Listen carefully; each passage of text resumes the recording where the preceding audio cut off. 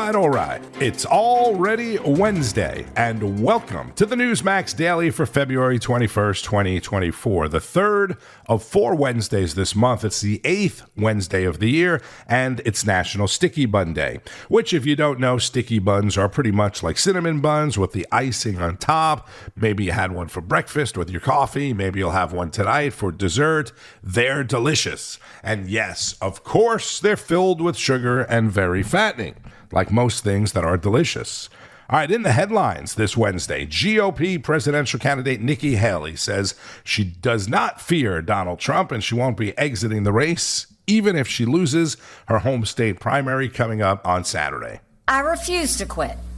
South Carolina will vote on Saturday, but on Sunday, I'll still be running for president. I'm not going anywhere.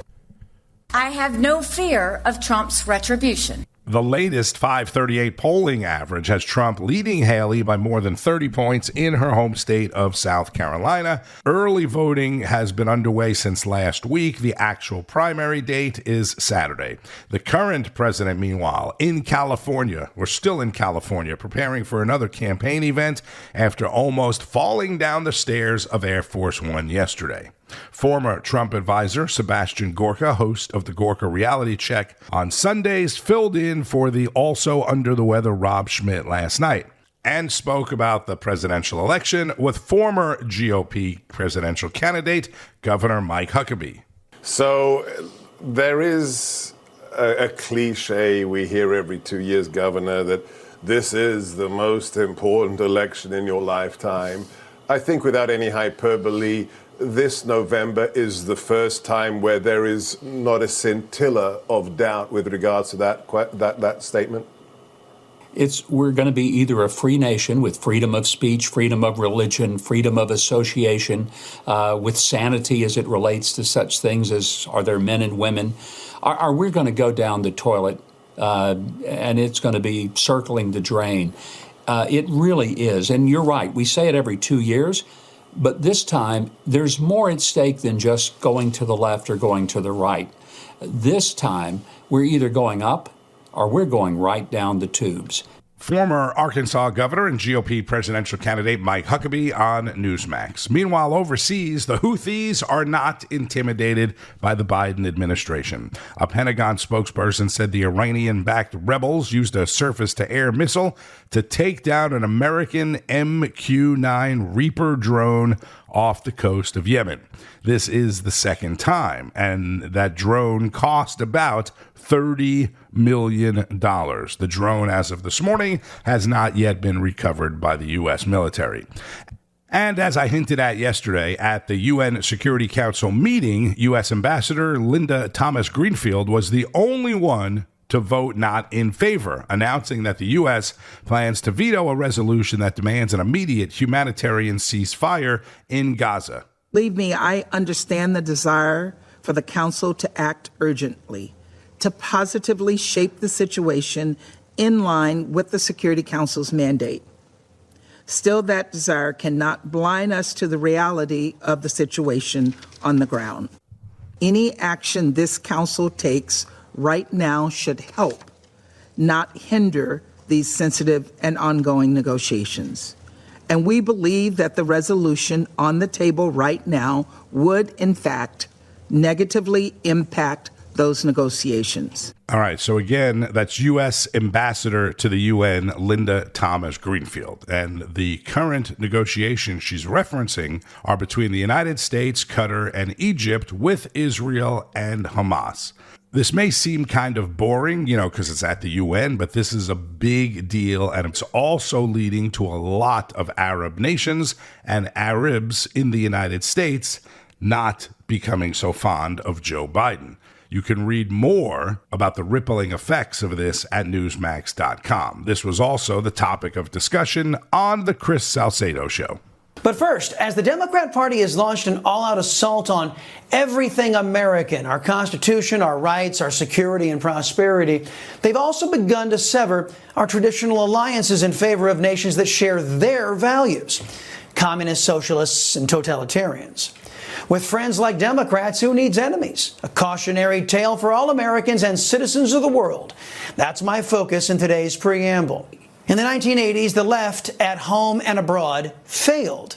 And the left's failure ushered in a level of freedom and prosperity that Americans had earned, but Democrats sought to deny us. But Democrats don't just betray Western values here in America, they undermine our values abroad. Our staunchest ally and only Western society in the Middle East, Israel, is watching as the Biden regime makes a push in the anti-Semitic UN to force a ceasefire and stop Israel from making its final push to wipe out the Iranian-supported terror group Hamas. I'll have an update on this a little bit later. But for you left-wingers out there who may have forgotten, over 1,400 Jews were slaughtered at the hands of Hamas when the Iranian-backed group stormed the Israeli border, slicing right through human flesh as they killed, raped, and kidnapped their way through the streets of Israel. So why is the Biden regime selling out the Jews in an election year? Well, it turns out they fear the wrath of their pro-Hamas kooks more than they fear Jewish defections at the ballot box. We want to stand up for every single life killed in Gaza. I want you to think of El Shama. I want you to think of Rima. I want you to think of Sidra. I want you to think of all of the amazing young children and the people, again, lives were lost in Gaza. This is the way you can raise our voices. Don't make us even more invisible. Right now, we feel completely neglected and just unseen by our government.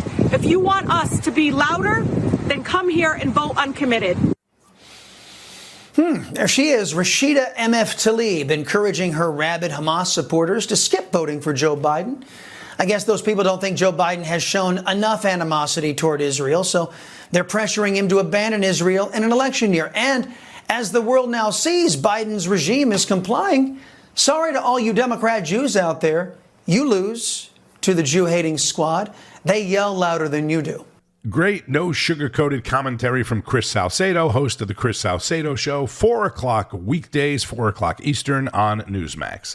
Georgia Governor Brian Kemp is also making headlines today. Kemp has joined South Dakota Governor Kristi Noem, saying he will also deploy guardsmen to Texas in response to the ongoing debacle there at the U.S.-Mexican border.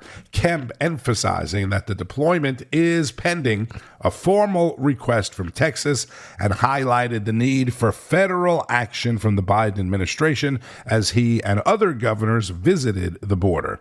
Texas Senator Ted Cruz, as you know, is constantly at the border. He joined Eric Bolling for discussion last night. Mitch McConnell, he jumped in bed with Chuck Schumer, same Chuck Schumer, and, they put together a couple of packages that were dead on arrival in the House. And, Senator, I want to talk to you a little bit about Mitch McConnell. They put a package together twice now that ignored the border. Well, the first one actually quantified that 2 million illegals can come into the country. House said we're not going to pick that one up. And then Mitch McConnell got in bed again with Schumer and said, well, how about this $95 billion taxpayer money, a giveaway to Ukraine, to Israel, to Hamas-loving people in Gaza, and to Taiwan. And you guys put it together, not you, but McConnell did. Is it time, Senator, you've talked about this, Can you get rid of Mitch McConnell for the American people, please? Because he's certainly not a conservative in my eyes and in most of my audience eyes. And why not you, sir? Why aren't you the GOP leader, whether it's minority now or majority come November? Well, listen, Eric, when it comes to frustration with Mitch, you are preaching to the choir. And I have been vocal for a long, long time that Mitch McConnell is not leading the Senate Republicans effectively, that he's not fighting for conservative principles, that he's not honoring the promises we made to the voters. That divide is fundamental and at the rage and fury people feel towards Washington. This border deal was a debacle from the very beginning. The bill that was negotiated with Chuck Schumer was an absolute train wreck. Not only did it not secure the border, it made the border worse, because what it did is it took Joe Biden's open borders and it codified it. It put it into law. It codified catch and release, which is what's caused these open borders. It normalized, as you noted, 5,000 illegal immigrants a day. That's 1.8 million a year. That's about 6 million over Joe Biden. It normalized that. every year into perpetuity, a continuing rolling invasion, it would have put it into statute. When the people came here illegally, it gave them immediate work permits to go to work and get jobs immediately. For some of them, it assigned them taxpayer-funded lawyers. This was a bad bill, and so we killed it. I was proud to stand up and lead the effort to kill this bill, and unfortunately, what did Republican leadership say? Well, if you're not willing to pass a bad bill on border security, then to heck with it, we won't pass any. We'll just fund the Ukraine funding, which is what the Democrats desperately want. Here's what I think the House of Representatives is going to do. I think they're going to take up the bill that the Senate has passed, and I think they're going to attach H.R. 2 to that bill. H.R. 2 is the very strong border security legislation that the House has already passed. It would end catch and release. It would build the wall. It would secure the border. In the Senate, I'm the author of H.R. 2, and I am fighting for us to pass it, but Chuck Schumer said on day one, absolutely not. Why? Because it would actually secure the border, and we as Democrats, we want those borders open. Texas Senator Ted Cruz on the balance with Eric Bolling. I have a couple topics I want to get to. Very quickly, the border, Governor Abbott has said he's going to go ahead and start building the wall. He's going to put an 80-acre base at Eagle Pass. Sounds great, Senator. Just dumb question. What took you all so long? Look, I'm glad Texas is leading. Greg Abbott is a good friend of mine. He and I have worked together for many years. I'm glad Texas is standing up and leading, spending billions of dollars building the wall, putting law enforcement there at the border. Now, understand, under the Constitution, Texas shouldn't have to do any of this. This is the responsibility of the federal government. But Joe Biden is refusing to follow the law. And so I'm proud my home state of Texas is saying, you know what? We are being invaded. We are being invaded, and we're going to exercise our constitutional authority under Article 1, Section 10 to stop an invasion. That is the right thing to do. It's something I've encouraged Greg Abbott, our governor, to do, and I'm glad to see Texas leading. It is a fight, and right now, where is Joe Biden? You've got a battle between Texas and Mexican drug cartels and human traffickers, and the Biden administration has come in on the side of the Mexican drug cartels and human traffickers. The Biden administration is fighting Texas in court, saying tear down the walls, tear down the barbed wire, let the traffickers in. It is truly Alice in Wonderland. Senator Ted Cruz on Newsmax with Eric Bolling. Catch Eric weeknights at 8 Eastern. There is a ton of news from a ton of sources, right? Many credible, many not credible, circulating every day, especially on social media, right? Where anything having to do with Russia or the former president trends very quickly. Well, you may have seen the headline or headlines about a Russian oligarch getting an autographed pair of Trump sneakers. The New York Post, in fact, called Roman Scharf a Russian CEO, when in fact his company is headquartered in Philadelphia, the same place that the sneaker show where he got the sneakers autographed by Trump was being held. Let's go back to my friend Seb Gorka. Are you one of Putin's cronies? Are you a Russian oligarch, Mr. Scharf? Well, I went from a man that bought $9,000 pair of sneakers to a Russian CEO and then to a Russian oligarch that somehow is utilizing Trump sneakers to filter money to Russia. I found that to be the most amazing part of it. In reality, I'm actually originally from Ukraine. I'm an American. I'm a U.S. Army veteran, and I run a company that sells watches, and I'm a sneakerhead. I like sneakers. All right. Well, I love your story. I found out when I looked you up that I'm already following you on Twitter, on X, if we have to call it that. So I'd love to meet you in person. You're too busy. You're off to Mar-a-Lago. But tell us, I need to know, why did you buy a pair of these high tops with the Trump brand on them? I need to know. Tell me, Roman. It's very, very simple. As I said, I am a sneaker collector. To get a pair of sneakers that was only limited to 50 pairs signed by Donald Trump, who I'm obviously a fan of as well. To me, it was a hell of a collectible purchase. I've already been offered $20,000 to sell them, and I'm not. Are you going to keep them forever, or are you going to, maybe, I don't know, around November time or December time? Are we going to see them on eBay, Roman? Well, if you saw the clip I recorded from one of the social media guys from Trump's team, I said I'd be wearing them in celebration in November. There are other pairs already on sale online as well, some for a lot more than $20,000, but he's holding on to his. Your reaction to what's happening to him every time they come after him? You know what? The funny part I put together is that somewhere, somehow, somebody got a whim that I'm from the former Soviet Union and I speak the Russian language. Funny how they decided to connect Trump with the words Russia right away. And especially when it went to the next level and they said Russian oligarch. That was my favorite. I got to be honest with you. It's the catchy titles, right? That's what they went after. It got all the clickbait in the world. Now, of course, most of those publications changed the titles, issued an apology because they realized that this smells like defamation, especially when they found out. What did you say? What did you say?